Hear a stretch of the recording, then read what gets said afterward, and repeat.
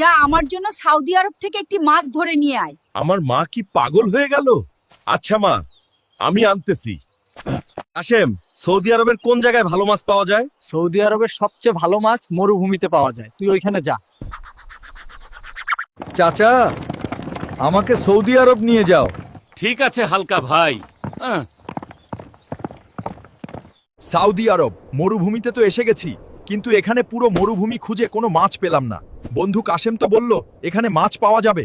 চাচা, মরুভূমিতে কি ধরনের মাছ পাওয়া যায়? না, এখানে মাছ পাওয়া যায় না। তাহলে কাসেম মিথ্যা বলেছে, বদমাশ বাটপার। শালা, মাছ তো পেলাম না। এবার মরুভূমির বালুর নিচ থেকে মাছ বের করলাম, এবার মায়ের জন্য নিয়ে যাব।